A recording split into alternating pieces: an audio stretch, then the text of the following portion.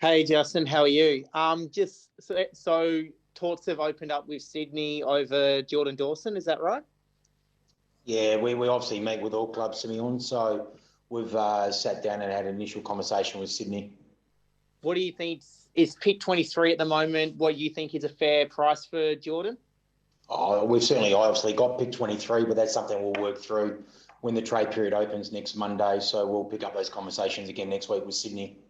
Do you expect to maybe have to throw any future picks with him, or because obviously pick four is going to be off the table? So yeah, well, I guess do you have an idea what the sweetener might be to get him to Westlakes? I said we need to sit down with Sydney and have those conversations. So we won't get drawn into what the deal looks like, but certainly obviously keen and excited to get Jordan to the Adelaide Football Club, and we'll work through that over the next fortnight.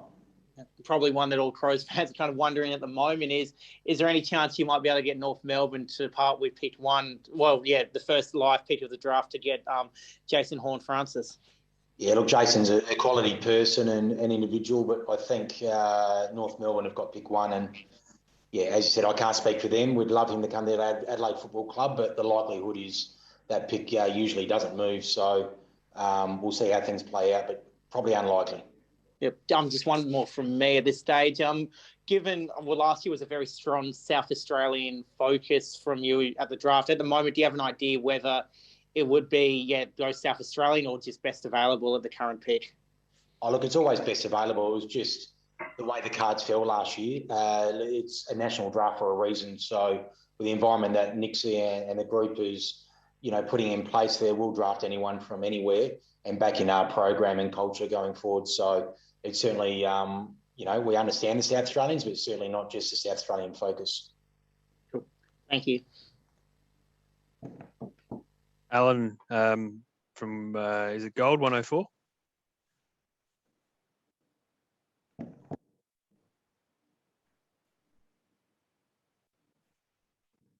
Any questions there from Alan? Or? No, in the middle of doing something else and just listening to what's going on, so I'll leave it with you. Okay, no worries. Dion at 9. Hey, Reid, how you going, mate? Dion, how are you, buddy? Yeah, good. I'm just going to follow up on the Horne-Francis one. I mean, obviously you're only a few slots below North Melbourne. Are you thinking that there's something that you can do, whether it be a future to throw at them as well? Are you going to have a red hot go? I guess is what I'm saying. That are you going to test the waters and see if you can get that pick out of them? You certainly always have conversations and go in open-minded. But as I said, I think pick one, it's been 2 decades since that pick's been moved. So I said that's for North Melbourne to decide. And, we value, Jason very highly, and he's a high-quality player, and, we'd love him at the Adelaide Footy Club. But the reality is it's a national draft and we've got pick 4. So, we'll go into the trade period with a focus on Geordie Dawson, and then we'll see where our picks lie post that. As happens nearly every time this year, every year this time of the year, talk with Kosciusz, Rankin, those kind of blokes. I think they're both under contract from memory. Is that something that you'll be looking to open talks with again, just to see where they're at? Look, we're pretty respectful of contracted players at other clubs, but we're always looking ahead, whether it's a year or 2 years, with regards to South Australians or players that we think suit our needs. But we're really clear on sticking to our strategy, and we've gone to the draft, and we'll go to the draft again this year. And we need to expose the list first. So we need to expose the list, see where those gaps are, and then understand exactly what those needs are going forward. So we've always got ongoing conversations, whether that's trade period or 365 days of the year. They're always ongoing. I think you spoke on radio about Tex this morning. Can you tell us where he's at in terms of playing next season?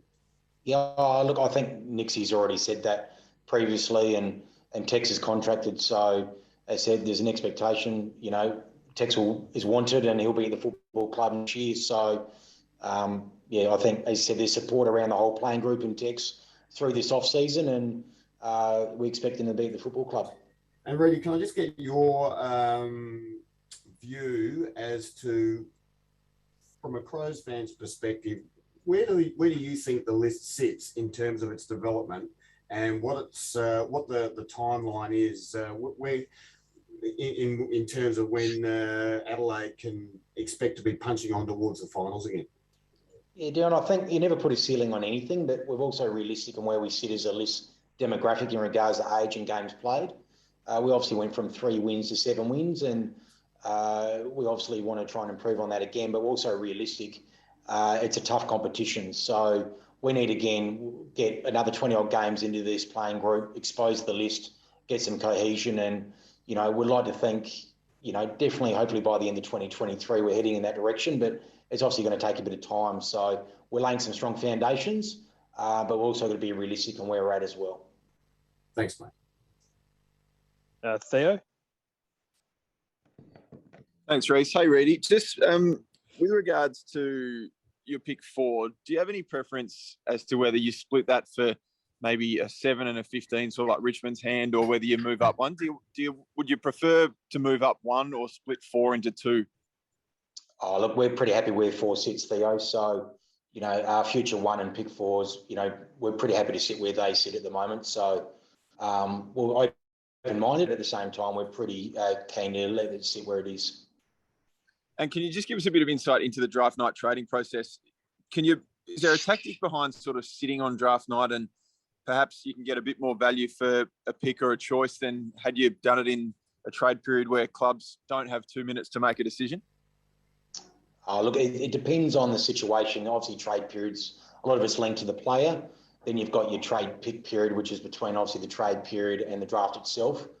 Look, some clubs will want to leave it to draft night itself because they then would have worked out their talent order, understand what their needs are, and obviously put a bit of time pressure on those decisions. But we may find in this trade period there might be a bit more pick swapping because there's obviously not as many players being named in the marketplace at the moment. So clubs actually might change their strategy and go a bit earlier. So we'll see how that plays out over the next fortnight.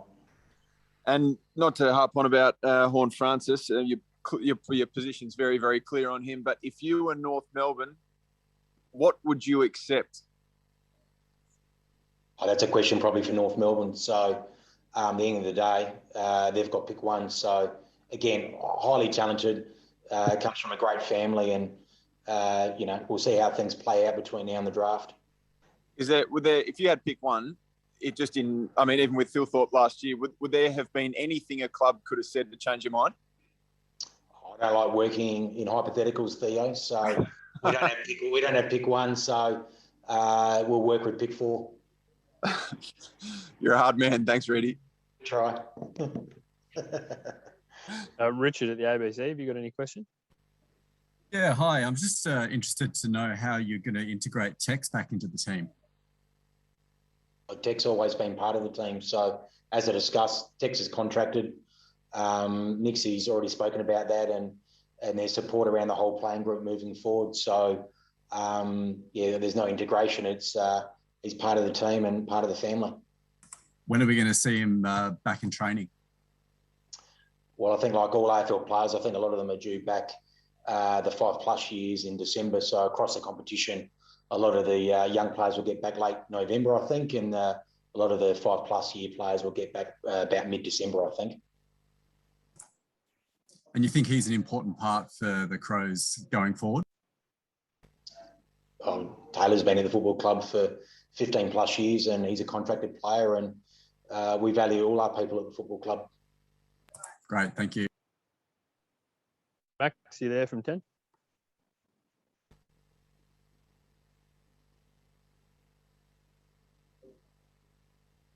Don't know if we can hear you, mate, unless you're on mute, or you may not be there.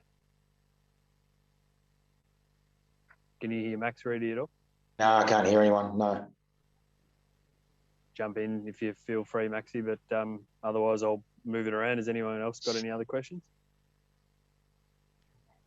Yeah, Reid, sorry, just kind of just got a question. Has Taylor's situation impacted, I guess, how you've handled contract talks with Ben Davis? He's out of contract at the moment. Has that kind of impacted the thinking from either him or the club towards his future at West Lakes?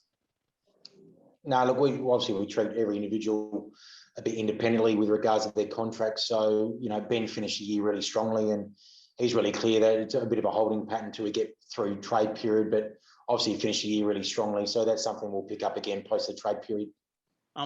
Can we expect any re-signings of players whose contract will be expiring in 2022 this off-season, or do you more kind of just focus on the trade and potentially even free agency if there's anyone out there that you like? We're always looking at, I guess, the list and how we move with that going forward. So, but the focus certainly at the moment is obviously Geordie Dawson and the trade period, and we'll pick up any conversations post that period. So there's no free agents are there any free agents out there that you like outside of obviously Dawson? No, look, as I said, we're still, as I said, probably 39 games into our rebuild. So it's a real focus on the draft and exposing the list. So obviously when there's opportunities like a Geordie Dawson, we'll certainly look at it. But from a free agency point of view, it'd be unlikely, I would have thought. Thanks for that. Reid, do you mind if I just jump in with one more? When you look across your list, obviously the young list profile, like you said, to get games into them, where do you see the gulf existing? In a perfect world, what would you like to add further to your list? Well, look, high in talent, Theo, first and foremost, but I think Nixie's gone on the record. If we can add some speed through the midfield or ahead of the ball, we would certainly entertain that. But again, and I think others have gone on the record, you need to get 50 to 80 games into this group as quick as you can. And I think once you expose a list and you settle it down a bit and have some cohesion, it either creates opportunity or you get a better understanding of where those needs lie. So we're pretty fluid at the moment where we sit, but also excited about the foundations that we're laying at the moment. And I heard you mentioned sort of 2022, 2023. Is it that sort of point where you turn your attention to a bit more ready-made player rather than attacking the draft when you change your tactics for the rebuild? Yeah, Theo, I think obviously as you, I guess, get further into that rebuild, you look at different ways to improve the list. Whether that's through free agency, trade, or even through the draft. So I think you have to keep open-minded about all type of scenarios. But certainly, as I said, once you expose a list and you've got more of a feel for it, you get more of an idea around where those needs lie. And which current players? I mean, we haven't seen a lot of Luke Pedler and Braden Cook. We caught glimpses of as well. Which of these young guys, Sam Berry, do you feel like maybe the Crows fans haven't seen the best of, that they'll be surprised when they do see them? Look, I think it's different for each individual. So obviously having a big off season is important for, not just for Rory Laird, but for the whole group. So look, I wouldn't want to individualise anyone. You saw last year, with Butsy, he ended up playing 22 games at the start of the year. Probably himself or neither I thought he would have got 22 games and was an integral part of our back line. So I said it's always different depending on which individual we're talking about. So we hope there's a lot of, I've used it before, organic growth from within, I guess. And lastly, sorry, you re-signed Fisher Mackesy when a few people thought he might have sort of swum back home to Victoria. How do you see his development, and do you think he's going to forge a couple games more this year? I mean, obviously he missed last year, but is he a bigger chance this year? Yeah, look, Fish had a real learning curve this year with regards to, his body and what you need to do in the off-season. So he's prepping himself for a really big off-season, starting now in the pre-season itself. So, yeah, absolutely. We think not just Fisher, but, the whole group will think there'll be some improvement just naturally given, I guess, the demographic of the group. And we think there's going to be, some improvement from individuals. Thanks, mate. Any other ones before we finish up, guys?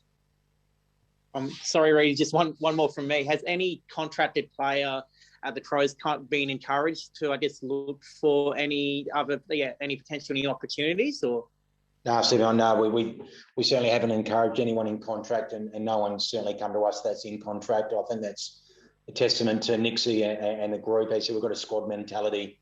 They're building a great environment down there with Nixie and the coaches. So they're a young group. They're really invested with one another, and not just a young group, but obviously the leaders that are driving standards. So look, things can change, obviously. Nothing ever surprises me, but at the moment, it'll be pretty settled. Hey, Reid, you had a crack at Pete Laddams a couple of years ago, or there was a bit of interest in Pete Laddams. Can we rule that one out this time around, given Phil Thorpe and Himmelberg and Fogarty? Yeah. No, look, obviously, he's a contracted player at Port, so I think there's some interest elsewhere in him. But yeah, not certainly a focus for ourselves. Thanks.